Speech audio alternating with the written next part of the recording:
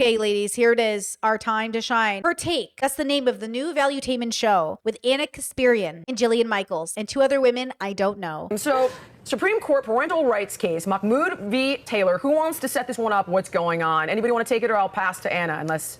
So, you want to jump on essentially, my understanding is there is a cohort of different religious families. We're talking Muslims, Jewish people, Christian families, who want to see an opt-out option available for a range of books that have been introduced for pre-K and elementary school children. Now, initially, when this push came out, that was a part of a whole, inclusivity push back in 2022. They said they were going to release these books and distribute them to the children. However, they would make parents aware, and there would also be an option to opt out. By 2023, that was rescinded. And this is why the parents are now taking it to the courts, because essentially what the schools initially promised them was retracted for no apparent reason. And for these parents, they want to be the ones to decide when they have these sensitive conversations with their kids, not the school. Yeah. And my perspective is there is nothing wrong with that. I think we should be. Amen. We should be dealing with these things within our families and not deferring to the school system to take care of it. So, I mean, I'm in full support of these families who are seeking recourse for this and who want to maintain the rights over what their children learn.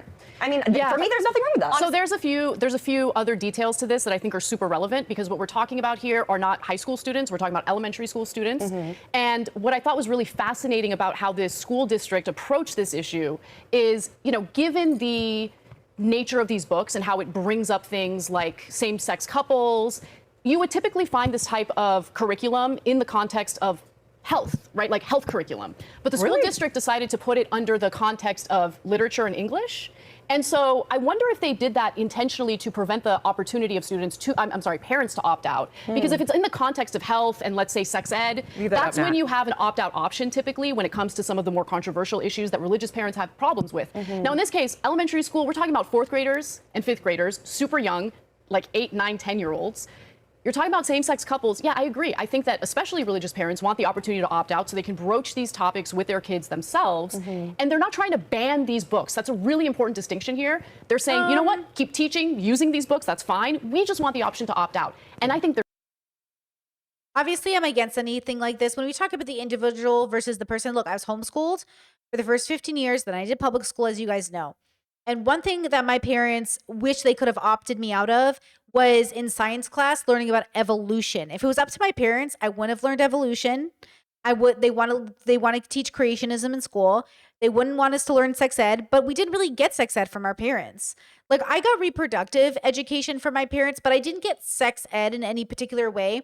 I had to learn like mostly what sex was from porn, which for me was fine because I also read books along with it. So I was reading like medical books and I was watching porn, but my parents would be like, "Why'd you watch porn?" I was like, "You wouldn't tell me what sex was." So I had to go Google it. Like, these conservative parents, you know what I mean? They're not explaining what sex is, and kids are curious. We're interested in learning. We want to know what things are in detail. We don't want your answer. Tell me what sex is. How does it work? What is the point of it? I want details. And they're not telling us. And so we're going to go find out. And so it's one of those things where they're so mad their kids are being introduced to at young ages. But like, why do you think we found that? Why do you think we Googled? And by the way, I'm a big fan of porn. I think it's fine. I think the industry is corrupt, but I think the concept of it is neutral, right? So it's like one of those things where like, I'm just like so annoyed with, I think, conservative parents in general saying like, "Oh, we'll talk to our kids about this," but like, you're not. And by the way, my dad gave my brothers the speech and my mom gave me the speech, and it was hardly a speech. My brother said, "Oh yeah, dad had us watch like Animal Planet videos." And he's like, "That's what sex is." And I'm like, "Oh my God, that's not sex education. Like, that's not how you teach your kids about sex." So our parents are they're not there, guys. I'm sorry. Most parents are not smart enough to teach their kids about sex. Most parents aren't smart enough to teach their kids anything. That's why the world's the way it is. There's nothing wrong with that. The fact that the school... Oh, and by the way, the schools aren't much better because schools are also just people teaching their kids bullshit. But the way the school might be better is if we put a standard in place based off data that creates a curriculum that will be better for people, because teachers are also just parents who are bad at their job. District wants to prevent that, I think, is super problematic, to be honest. So I agree with you completely on that. I want to go back to the days where we're just reading like Clifford the Red Dog or whatever. We leave it to the parents. And I'm speaking as a Christian myself. Like I would feel, if I had kids today, I would feel deeply uncomfortable if my kids were indoctrinated and had no choice of stepping out. And you can opt out of Indoctrinated with how sex works. Is sex now an indoctrination? She's Christian, so she's probably homophobic, right? sex ed classes. People are given that choice, but you can't for these books. Well, Okay, the hold issue was on, they hold did on. promise an opt-out initially, though, and that's Right. the Yes, thing. When and it it was was- introduced in 2022, it's like, so why are you going to offer that and then rescind it a year later? I can see why people would feel a way about that in any context. I mean, Let me get So I comfortable for this listened- one because I'm alone. I listened. Hold on, sorry. Jillian. Hold on. So I listened to the entirety of the Supreme Court hearing on this, and I thought it was really interesting because And obviously, yeah, like is really bad for kids, but the only reason it worked for me is because I'm an inquisitive child. I'm not watching and not realizing it's a fantasy. I know it's a fantasy. I knew at 9 years old anime also wasn't real. I knew because I also wasn't a kid who grew up thinking like Santa was real, right? Also, I didn't grow up in that household. We didn't learn Santa was real. So like the problem is like, yeah, if you have a kid who's not inquisitive, a kid who's not open-minded, a kid who watches porn, thinks that's how people have sex, they're gonna mistake like reality for fiction. That's the problem. Is like, but parents do that. Adults do that. Adult people think porn is how people want to have sex. So the problem is bigger than schools. It's you. You're the problem. The parents are the problem. The schools aren't necessarily the solution, but the problem is the parents. They just don't want to admit it because I didn't have sex ed in school. My siblings didn't have sex ed in school. So why the are we fucked up? Because our parents are the ones who educated us. Make it make sense. you know, one of the arguments that the defense made, and in this case, the defense, of course, is the school district, is, look, we wanted to give an option to opt out, but it became too difficult to do so. This is a diverse school district with a lot of different religions. We're talking about Muslim religion, Christian religion, all sorts of religious folks. And making the accommodations for these students to opt out was difficult because where are the students going to go? We need to have teachers to take care of them as the other students are going through the curriculum. That's an interesting argument. The Supreme Court justices didn't appear to really buy that argument based on what I heard. But what I thought was really fascinating was Justice Elena Kagan, a liberal justice who was, appointed by Obama. Actually, I think a big part of it too, like I've seen a new change in Gen Z, or I guess they'd be millennial moms and dads maybe, where they're teaching kids like bad touch, good touch. I saw moms showing examples to their kids. There's even a book like Bad Touch, Good Touch, and teaching kids like if someone touches you like this, is this a bad touch or a good touch? And they'll say if that's a bad touch, that's a good touch. And it's kind of that idea of like we have to understand that you might think your kid is too young to learn about sex or protection, but your kid is also the target demographic for a lot of predators, and those predators are going to be in your family. Whether you like it or not, somebody in your family is a predator. And that is just the reality you have got to accept. The question is, who is it? And the question is, how am I going to keep my kid away from them if I'm not even sure who it is? Don't be paranoid, be realistic. It's going to be somebody you know. Teachers, friends, families, cousins, brothers, uncles, somebody. Because remember, we're animals evolved over billions of years. We are not perfect little creatures. We are not born good or evil. We are just born and we adapt. We have to teach people not to procreate with their relatives.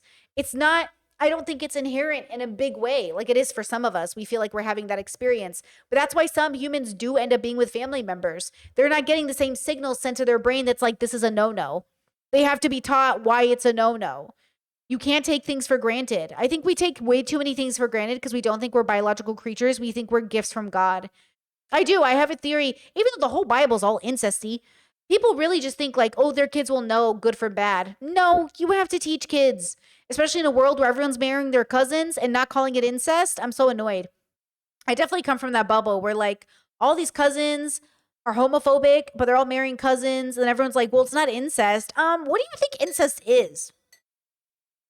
The world, I get it. The world be fucking cousins. We all got to stop, bro. We got to stop and have a higher, deeper relationship with our biology. I really agreed with the conservative justices in regard to the nature of these books and how the content of these books is not appropriate. So that's for what I want to litigate. Yeah. Because I must have missed something. Because when I looked it up, here's what I found: pre-kindergarten pride puppy. Can we maybe pull that up? Do we really need a gay dog? But Yes. I'm okay with Pride Puppy. But I don't think Pride the point Puppy is, is I a think what problem. they're trying to establish is that there are all different kinds of people Right. and all different kinds of families, and by acclimating the kids. to Oh like, my God. Is the Christian Asian lady a homophobe and Jillian Michaels is a lesbian? Because I would love to see that happen. Fight. You know, the next one would be Uncle Bobby's wedding. Like, oh, Uncle Bobby is gay and is married to a man, so it's not so foreign and so Yeah, gross. And I right. say this simply because the way I was brought up many moons ago, it was foreign and it was gross, and I didn't know anybody who was gay except the interior designer that my dad would refer to as the queen bee or some quote. I don't want to say the D word because YouTube will legitimately like demonetize the episode, but that word being used in a derogatory fashion as I was growing up, and I was homophobic for such a long time. Wow. Good for Jillian to admit that. Internalized homophobia is real. Whereas I wonder if there was Uncle Bobby's wedding as a kid, it wouldn't have been gross and weird and foreign. So then the next one is first grade, intersection allies. We make room for all. Oh, Chad is saying Jillian is bi. Okay, bisexual queen, our gay queen. Let's go. Second grade, My Rainbow, a narrative about a mother supporting her transgender daughter. Now that Ew. one, I get it. Transgenderism in kids is tough when it's a separate conversation, but especially when it becomes medicalized, then you lose me entirely. Social transition is also really controversial, but nevertheless. Again, slippery slope. I get it. Prince and Knight, a fairy tale where a prince finds love with a knight. Ew. So, in my opinion, they're not like Leather Daddy goes to the bar. Right. You know, That's a book for my age group. Leather Daddy Goes to the Bar is one of my favorite bedtime stories. My wife reads it to me every night. Leather Daddy goes to a bar and finds a twink just for him. They meet in the bathroom, and it's heaven. It's one of my favorites. it's not sexually inappropriate. It's exposing kids to love is love. Don't let it be creepy and gross.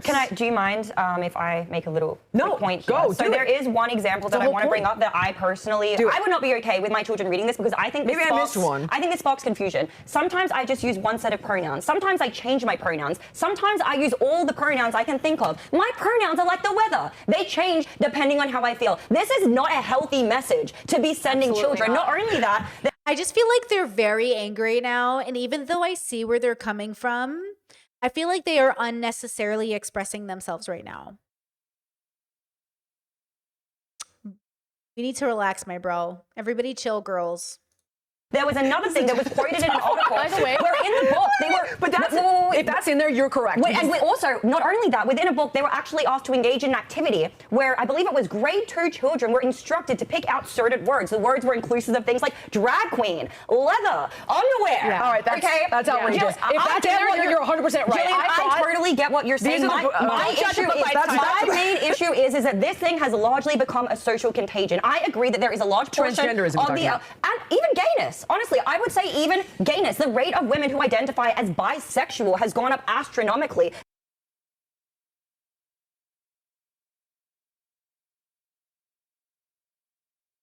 Okay, here we go. The rate of people who identify as non-binary has gone up astronomically. Kids are easily influenced. And yes, a large part of that is the fact that this is more socially acceptable. So some of them are Look, if gayness was, about peer pressure, I think all these straight, no, stop it. I was going to make a joke. Okay, grounded seriousness right now.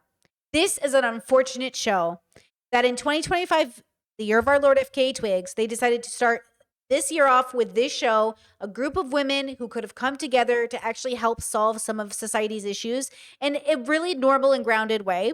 But instead, we get more propaganda, more hate, and more bigotry. And I feel like, are we not tired? Like, are we not so tired? Like, you're on a panel with a queer person, or sorry, with a bisexual person. Queer is not indicating of queer politics, which she does not have. You know what I mean? Like, you are on a panel with somebody who is bisexual. You're on a panel full of immigrants. You're an immigrant. Like, why are we having this conversation this way? Do we really think this is helping? This is why people call them a grifter. Because even though they might not be grifters, they are so unserious about being compassionate and loving. You want to protect children? Start listening to children when they advocate for themselves.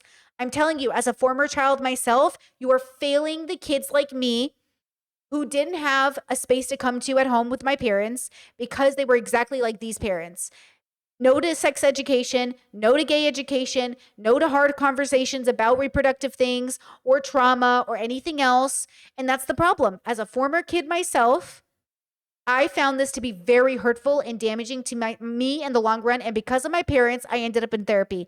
I didn't end up in therapy because of liberalism. I didn't end up in therapy because I'm gay. I ended up in therapy because I had the parents that I had. Very loving, well-intentioned, conservative parents. And their good intentions definitely led me down a road of hell. They were ill-equipped to handle any of the conversations around queerness or gayness or any of those things growing up. Their homophobia was rampant. God forbid I had representation on TV or in the news or anywhere else. They tried to shield their kids from all of it. And when you try to shield a kid who's trying to grow up and become an adult in the world, you just raise ignorant adults. You can't shield your kids forever. Every kid at different stages of their development can handle a lot of really adult conversations made in a way for them to understand. That's what I did as a nanny. When I was a professional nanny, I just thought of how do I explain this to a kid in terms they'll understand and in ways that is appropriate for them. Not to shield them from the conversation, but to explain to them how it makes sense. You guys are probably so new to my audience, you probably don't know this. When I was a nanny, I nannied a 7-year-old autistic girl and her 4-year-old sister. And the 4-year-old sister had a friend, and the friend and the sister would hang out. They'd be like, I want to marry you one day because like we're best friends and I want to be your best friend forever. And the sister would say, well, I want to marry my sister too, so we're best friends forever. And I said, oh, hey, you don't have to marry your sister because we don't marry sisters. But good news is like, because she's your sister, you guys can just be best friends forever anyways. She was like, oh, I thought I had to marry her. And I was like, nope, you don't have to marry your best friend. Even though we marry our best friends, we marry one of our best friends, but you can have many best friends. And the cool thing is like your sister gets to be one of your best friends and your partner gets to be one of your best friends and you can have lots of best friends. And she was like, oh, that makes a lot of sense. And then it was like a conversation that just like moved, I understand where her kid brain went. Her kid brain wasn't thinking incest. Her kid brain was thinking, oh, I want to have my best friends in my life forever. So I guess I have to marry them. It's like, no. And also you have to remember we live in a world where, and it breaks my heart, how many of our elders were molested and raped as children and never got to talk about it. And they never got to really solve it. In therapy, guys, you can't just do talk therapy. You can't just talk through therapy. You have to process your emotions. You have to get into your feelings. You cannot just intellectualize your trauma. I see so many autistic, especially girls on the internet, say, man, therapy's not helping me. I'm smarter than my therapist. Or my therapist is like, I don't know how to help you. You've already intellectualized everything. You're a bad therapist.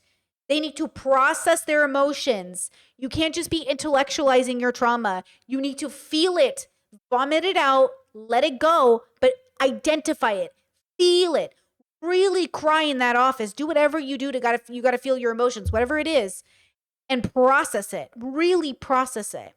And so many of our elders never get the opportunity to do that because they refuse to engage, because God forbid they open a can of worms.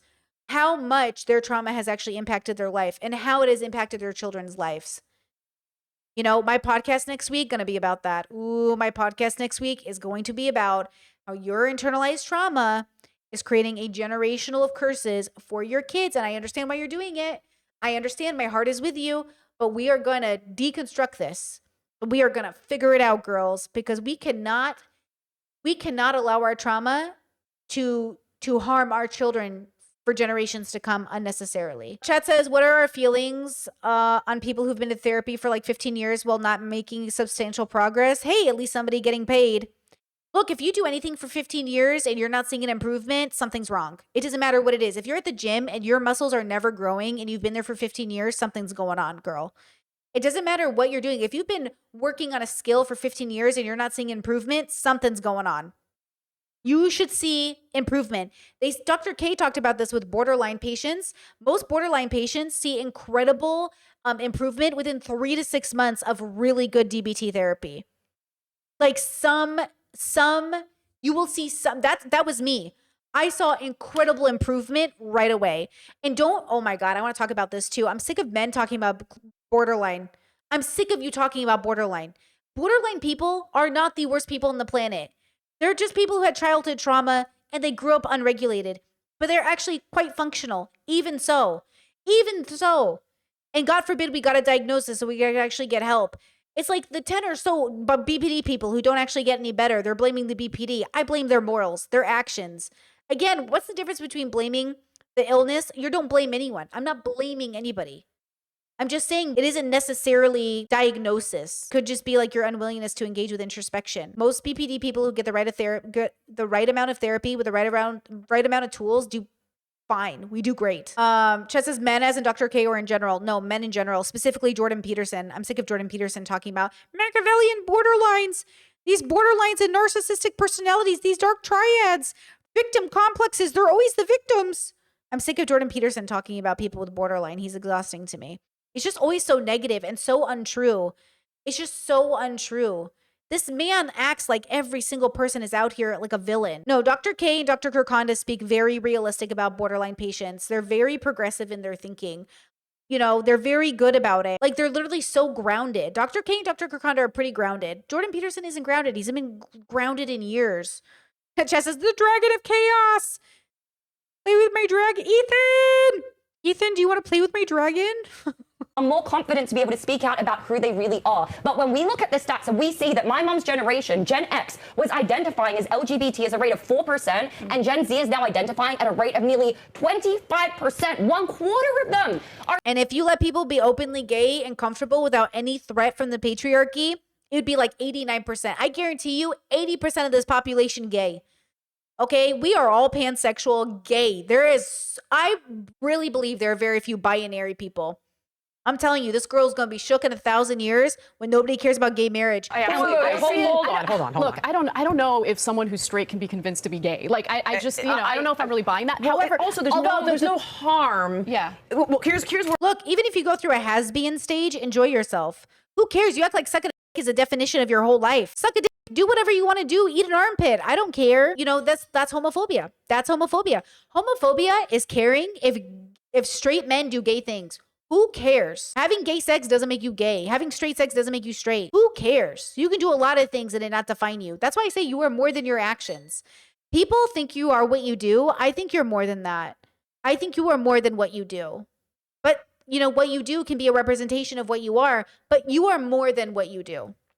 Where I would also differentiate. If you're, and I'm sure that people who are religious will take offense with this, and that's not my intention, but there's a monster-sized difference between sterilizing a child with cross-sex hormones permanently, preventing them from ever having an orgasm with a medicalization of gender-affirming care, gender dysphoria, than your kid, a boy kissing a boy, a girl kissing a girl. That's why I agree with that. That's why we should divorce LGB from T, because the T is just like making everything Transphobic alert, JK Rowling alert. just frankly contaminating all of it. Okay, we're going off the rails a little bit here in regard to like the actual case, because the case is specifically pertaining to individuals who have a sincerely held religious belief, right? So you can be as offended by the curriculum as you want.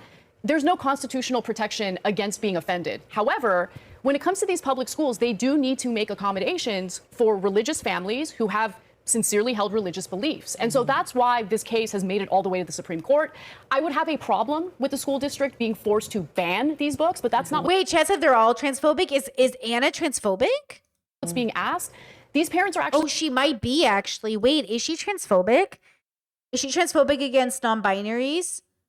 Oh. being pretty accommodating. They're like, we don't want to ban these books.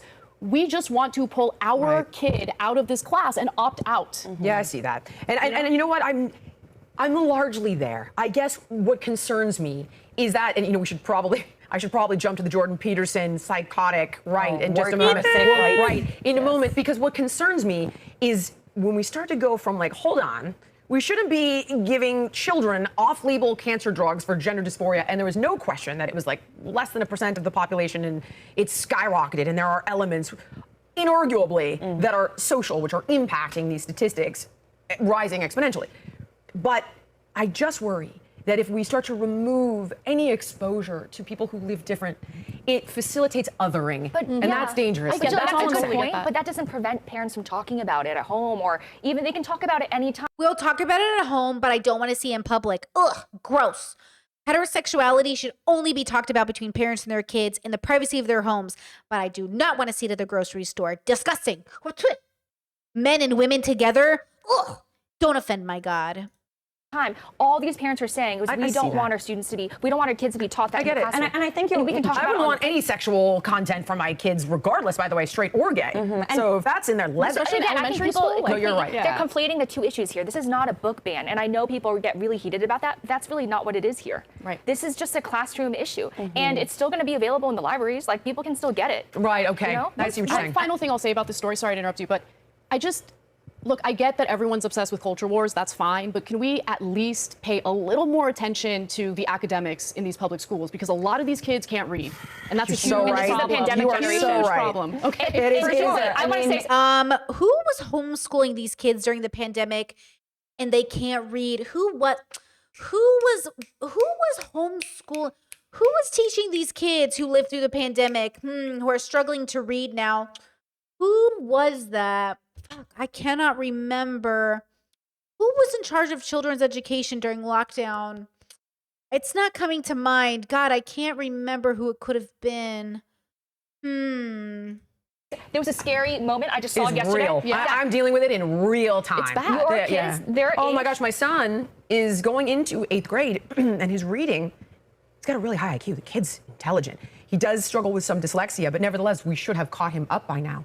But in California, the 2 years of not being in Yeah. school. It was and bad, by the yeah. way, I mean, Anna, because Anna's also in California right now. Tess said she's right. Reading comprehension is really bad because of parents. They want to blame everything on the schools and nothing on the parents, and yet they want to give the parents the access to teach their kids. You could be teaching your kids. I always heard growing up from my parents, because my siblings did public school longer than me, like, what's the point of paying these teachers to teach if they have to come home and learn from us? Make a decision. Do y'all want to like interact with your kids and their homework or not?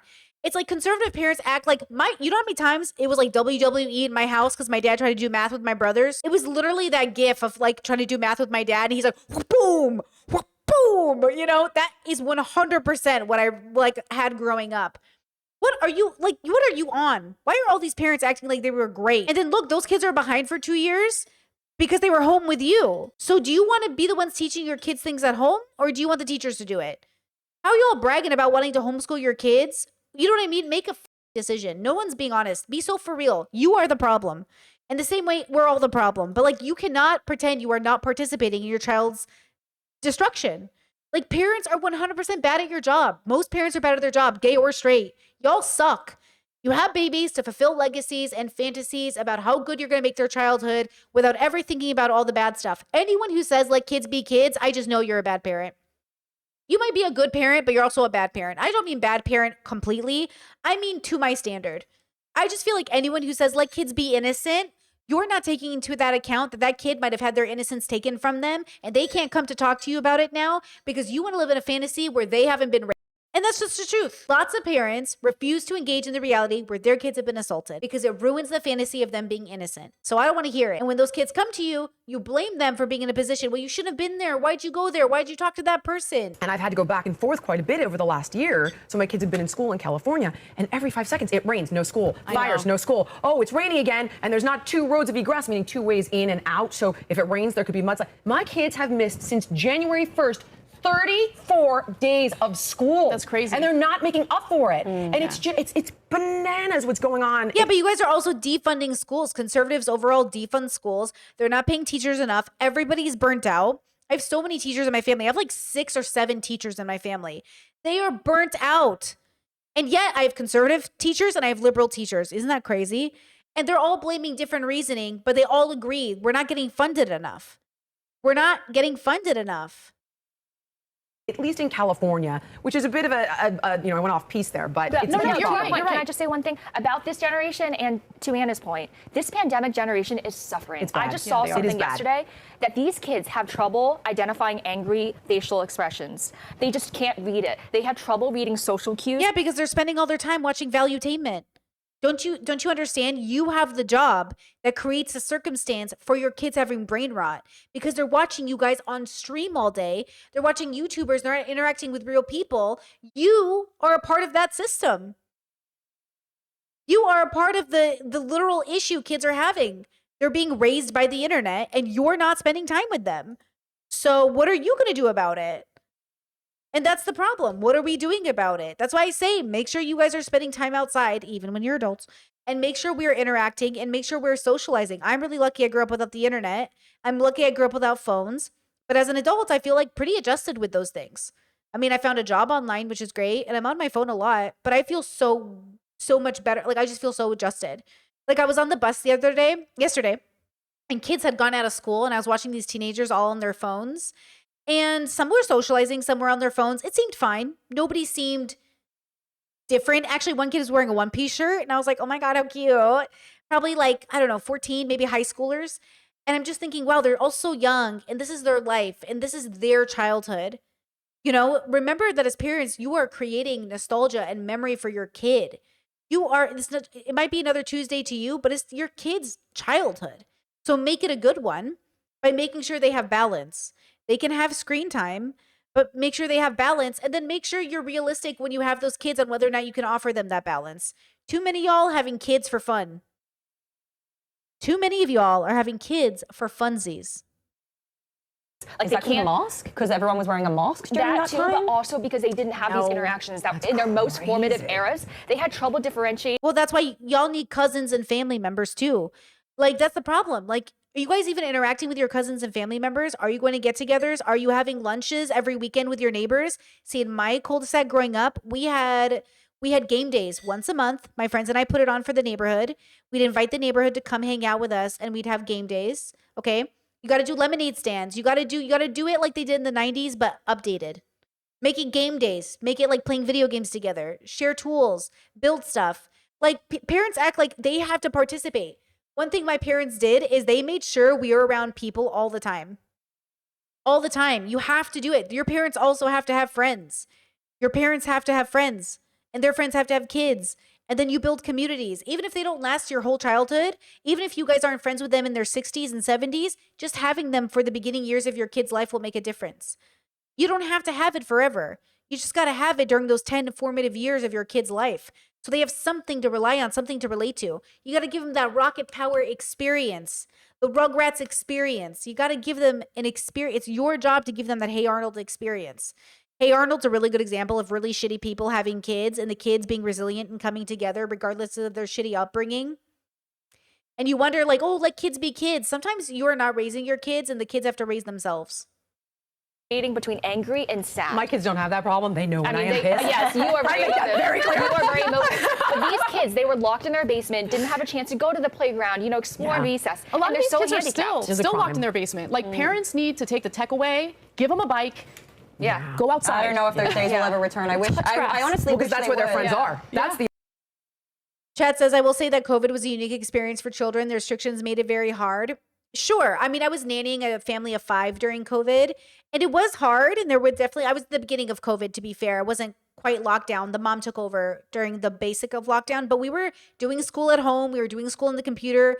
We were, it was me and the 5 kids, and I would start off the morning with like hanging out and chill time. Then we'd go to schoolwork. Then we'd go outside for 2 hours. Then we'd come back in and hang out with games.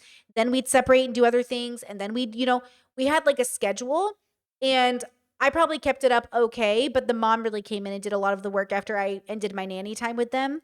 But of course it's hard. Life is hard. That's why they say be careful before you have kids, because you're going to have to, raise those kids in a genocide. Kids in genocide still have to go to school. They still have to figure out their schoolwork. You want to talk about COVID impacting your kids' lives? Now imagine they've been under a genocide for 2 years. And you can talk to me about how hard your kids have it. Your kids have it hard. But I just want you to put it into perspective. Of course your kids have it hard. But remember, Palestinian kids are still managing somehow to do their best while bombs are being hurled at them.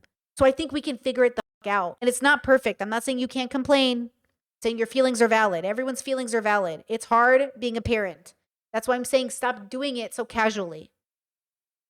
Especially in a country doesn't have your back. The other Yes, problem is that exactly. when I say to my kids, like, want to go have a play date with Gianni? He's like, Gianni's on Fortnite right now. And so is Michael, and so is Bodhi. And like the kids exist in this Exactly. ecosphere. I'm sorry. Are your kids running your homes? Unplug their goddamn computer and send them outside. What are you, a 5-year-old? Be like, hey, get off the computer and go socialize. Or bring the computer games and go socialize. What are you talking about? It's the parents. Stop blaming the video games. It's you. You suck. My dad loved computers growing up. We had every Nintendo system. My dad loved playing video games with us growing up. We had every technology. My dad bought me my first digital camera. It was $200. And when you took a picture, guys, it would take 60 whole seconds to process the photo. We had technology growing up, and somehow we ended up playing outside. Play outside with your kids and play video games with your kids. Do both. Stop blaming the children. It's not the kids' fault. It's literally the parents. Stop blaming the kids. Online. Honestly, so I'm it's so tough, glad- which is another topic for another day, but you And all one- make great points, and it is a huge problem. One final word. I'm so glad all four of us presumably grew up. Like we had at least 10, 15 years without these things. Oh yeah, you used to That's borrow true. groceries from your neighbor. You used to play in the street on your. I mean, I didn't have a perfect upbringing by any means. Just do it then. Do it then. Stop blaming the system and the kids. It's you. The parents have changed. The parents have. I'm so sick of everyone blaming everybody but their own parenting. It's your parenting. Get over it. But I'm so glad I at least have those memories to look to and Totally. cherish. And like, it's sad to say, I don't think that is coming Yeah. back anytime soon. No, it's not. Unfortunately, and that's Yeah. contributing largely to this mental health crisis and why so many people are susceptible to social contagion and these things And because it's they want not- I'm just so sick of these conservatives, bro. I'm so sick of these people who are just like, I don't know. It just feels like you're not actually looking for solutions. I hate people who complain. Can I please explain it now to you guys? Why I hate complainers? This is complaining. I hate complaining. You are not serious about the solution. I've got 20 suggestions for you. Pick one. I hate complainers. I have 20. Try one. You're not venting, you're complaining. I've already given you 100 solutions. Pick one. No, none of those will work. I just want to complain. You're complaining with no action. You don't want to do anything about it. Do something about it.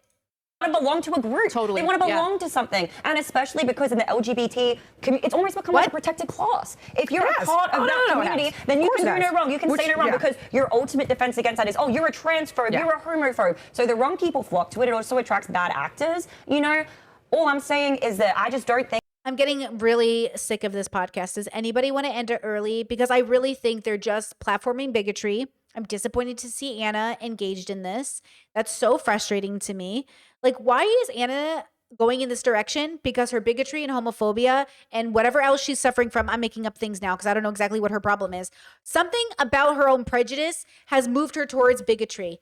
That's what it is. You have a prejudice, it's moved you towards bigotry, and now you are sitting at a table amplifying these people's voices.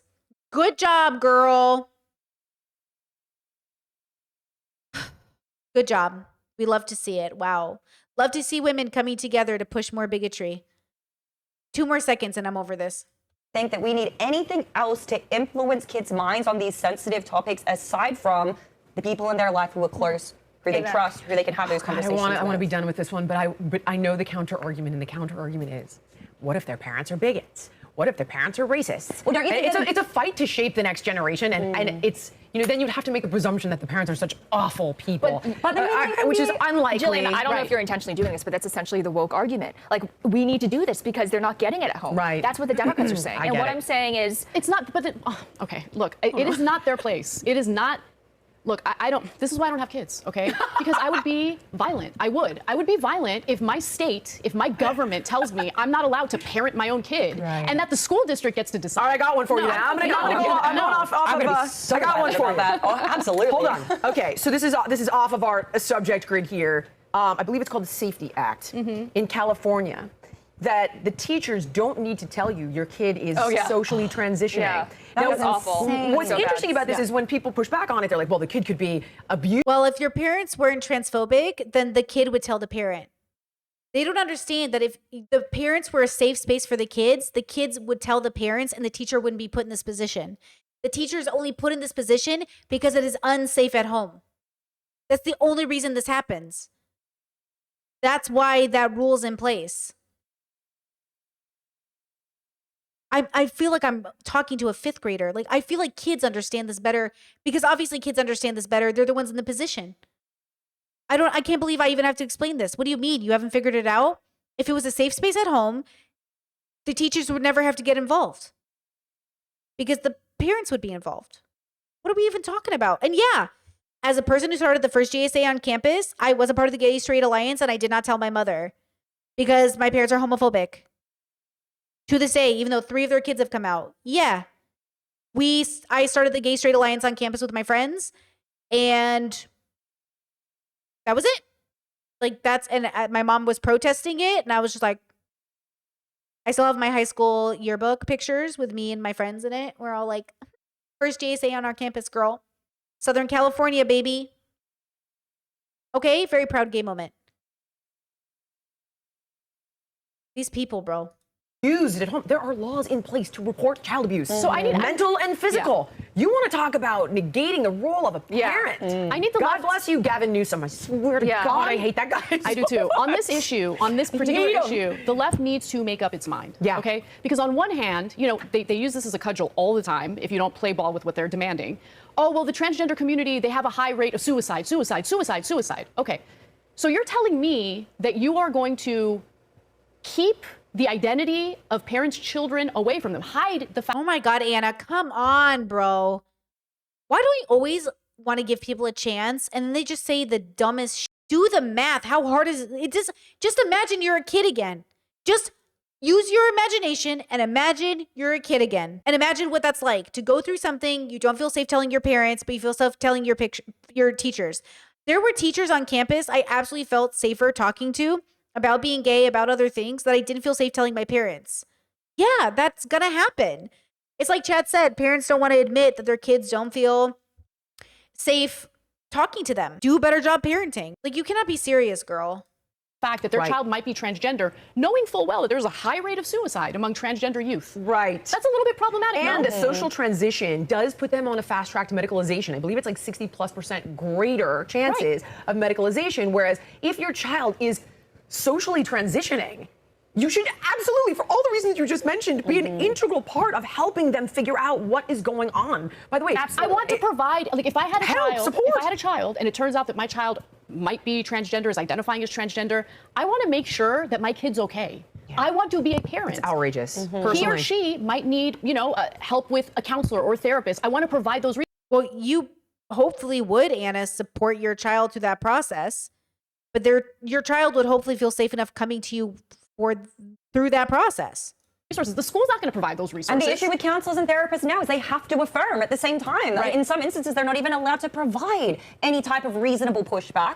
It is- Like, yeah. literally, It there's is interesting legislative that- hurdles. that- Discourse said, I hope none of these people have trans kids. I hope none of these people have kids. I know some of them are parents. It's a joke. I'm making a joke. But yeah, like, that's the hardest. You know the hardest part about being gay? Homophobia. You know what the hardest part about being trans is? Actually, there's probably a lot more harder things being trans in general, but I think society is probably the hardest thing. But like, I wonder, I don't know, actually. Trans people, you can speak up about that because I think there actually might be. But either way, it's hard, but it doesn't have to be as hard as it is. People get to make their decisions. Kids know themselves better than you think. And I think that's the problem is, like, they don't want to believe kids know themselves because they objectify them as these, like, pure little entities. But they know that's not true. I think we all remember being a kid.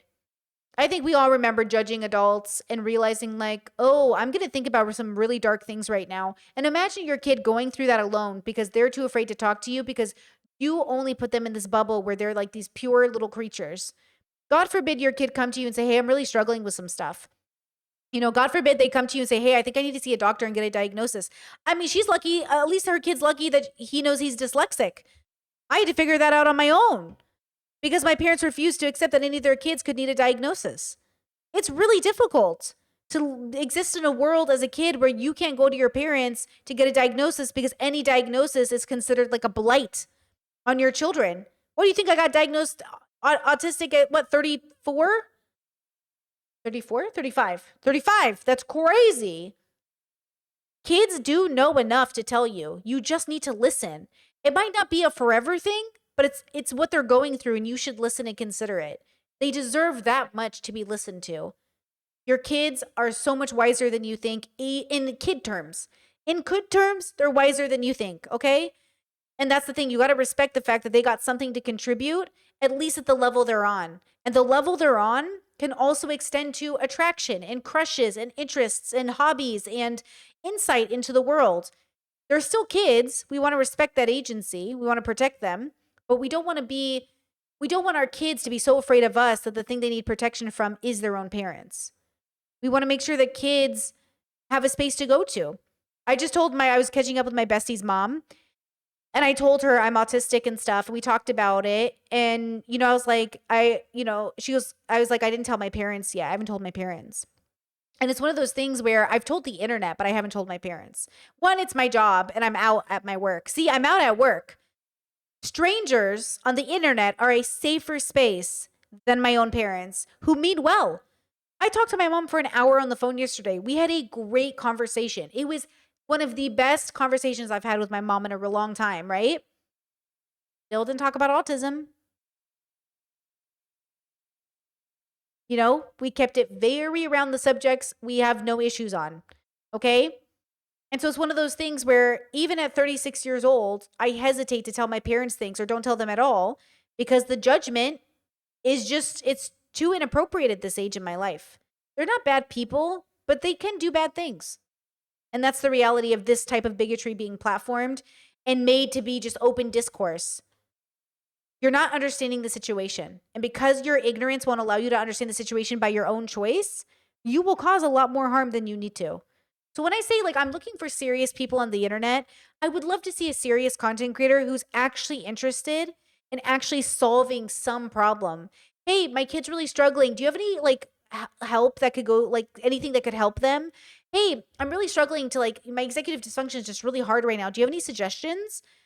And actually offering people suggestions that you think might actually help them instead of just saying, you should pray more. Oh, you should just like, ignore that label and just keep moving on with your life. Or, oh, your kid doesn't need that label. That label's an excuse to give them, Ritalin. It's like there are actually solutions for the world. That's why when RFK Jr. said that ADHD medication is addictive and dangerous for adults and children, parents' lives got a lot harder. When parents, realized, oh my God, I'm not going to get access to my kids' meds, the same meds that help my kids study in school, the same kids that get lost through the system traditionally finally had a chance to make it through. And RFK Jr. is going to take that away from them. They tell me they care about the kids, but you're doing everything in your power to take away any agency from these kids to advocate for themselves. They're screaming, I need help. And you're screaming, no, you don't. That pushback back in the day, some of the first transitions, the first female to male, like long-term transition, a person called Buck Angel, right? Back then, you needed to socially transition and live as the opposite gender. I think it was for a year, maybe 6 months. As an adult, yes, as an adult, before you're So even far allowed to from take. that. Well, exactly. But God. I think Yeah. any person who truly suffers from gender dysphoria, who truly would have their gender dysphoria alleviated by transitioning, I don't think there's anything wrong with those types of stipulations. That, for me, Agreed. is I measured by completely agree. cult Yeah. marks. By the That way, is you're going to talking bend about out. an adult. It's not my business. It's not my business. You do you. I trust you. Figure it out. Not my business. Period. Not my business. You're an adult. You get to believe in an invisible God. They get to have a relationship with their gender. I don't know what we're talking about here. It's none of my business. Yes, but This is a kid that can't even comprehend. And so imagine how much worse the it is for gravity kids of their then. choices. So imagine how And much can I just worse say- it is for those kids then versus. So these kids can't comprehend the gravity of their choices, but you put them in football where they're likely to get concussions. These kids don't know the gravity of their circumstances or their choices, but you'll put them in ballet where they'll end up needing hip surgery by the time they're 30, 40 years old. These kids don't understand the consequences to their actions, but we make them child stars. These kids don't understand the consequences to their actions, but you literally put them in situations all of the time that are going to end up horrible for them in the name of education, in the name of status, in the name of social credit. Okay, cool. Can we not just sit down and have a real conversation about what is actually going to be helpful for this individual kid instead of generalizing all children's experiences as if it's a monolithic experience? Have we not gotten to that point in the conservative bubble? Just kidding. Of course we haven't. That was a joke. Versus the adults. Gavin Newsom and his cabal of social justice warriors He's the worst. have everyone terrified. And Nat, I'm going to give a shout out to Manect, okay? Who? Because on Manect, I had a terrified mom from California reaching out to me, an Asian mom actually. She's so terrified of saying the wrong thing to her kid and then getting reported to Child Protective No, that's Services wrong. because That's she wrong. wants to be accommodated. Did you raise a f***ing demon? Your kid's just going to call CPS on you? You raise a demon or something? What are you talking about? Your kid's going to call CPS on you? Whose kid calls CPS on them? Because like, are you guys just like bottoms to your, like have a good relationship with your kid and they're not going to call CPS on you. They're probably going to do worse. They're probably going to cater to your needs and be a people pleaser and actually have to go to therapy later for it. What kind of demons are you raising that they're just calling CPS because you got a pronoun wrong one time? What'd you call me? My mommy called me a they, but I'm actually a he, she, z, they. But she called me a they. CPS called. Ethan! Ethan, you know something about CPS, don't you? Just kidding. That was a bad joke. But you know what I mean? It's like, what are you talking about? I'm so afraid my kid's gonna call CPS on me. Who did you raise? dating, and she wants, like, what if my daughter is lesbian? I want to make sure that I'm embracing of her. I don't want to say the wrong thing. Like, what am I allowed to? Okay, so you're talking about being a mother who's embracing your kid's queerness, and you're afraid they're gonna call CPS on you for what? What is this weird paranoia? Did you smoke before? She probably smoked some. She probably took a hit before she came on. I get it. I get paranoid when I'm on weed sometimes too. To say, like, what if I lose my kid? And this is an Asian immigrant who's just terrified that this is happening in our adopted country. It's legitimate. And this is what Gavin Newsom has created, this just hysteria, this tremendous fear. Parents and kids should not be inhabiting this world. This is outrageous. One more bash on this guy. Yes. In 2013, he supported a bill, I think it was Jerry Brown's bill at the time, allowing transgender or biological boys, transgender females, so biological boys who've transitioned or socially transitioned, physically medically transitioned to either or to participate in biological female sports. Charlie Kirk goes on his podcast, This Is Gavin, and he's like, it's just wildly unfair. You supported this, you scumbag, and you put no legislation forth to stop it. And I'm sorry, I owned a sports medicine facility. This is where I can really plant my feet firmly in a wheelhouse here on this show. There is no universe where there is a physiological equivalence between a child born a male and a child born a female. XY chromosome versus XX chromosome. A 15-year-old boy athlete, or XY chromosome athlete, however you want to label this, is better than the most elite female athlete in the world. I feel like I've heard this bullshit from conservatives. And chat says internalized misogyny. Oh, all these women are suffering from internalized misogyny. I think I've heard this from some people where they say like a 15-year-old boy has so much testosterone running through him. He's stronger and more athletic than any professional woman. I think I've heard conservatives say this, but I feel like, no. I don't know what we're talking about, but whatever this is, no. And this is why gender hurts all of us. Because there's going to be a 15-year-old boy who's out there like, damn, I don't even qualify for this. I can't even beat a woman up. I guess I'm not a man. Like, it's also silly. All of this is so silly. I feel brain dead. Honestly, I got to get going too because I have to eat before my hospital visit tomorrow. I'm getting blood drawn. Not a big deal. So, like, I have to be up in the morning. I have to sleep for the next, like, 6 hours and wake up early in Europe. So, honestly, I'm good at ending it here. Are we good at ending here? Why did I waste your time? Why did I waste my own time? Honestly, because I wanted to see what Anna was up to. And I am disappointed, as per usual with Anna. Hey, what are you going to do? I didn't even watch her like that, too. I wasn't like a huge fan. It's always disappointing to see women who work so hard to make something of themselves end up picking the misogynistic bubble to feel validated. Well, I can't believe she's giving Valuetainment her name, her brand, her essence. I can't believe it. Out of all the channels you could have got a job with, it had to be Valuetainment, bro. Anyways, free Palestine. Children are their own people and have the right to advocate for themselves. Yes, they need the wisdom of the adults around them, but it's not going to help if the adults around them aren't wise. You can't just think you're wise because you're an adult. You actually have to have wisdom. You actually have to have wisdom.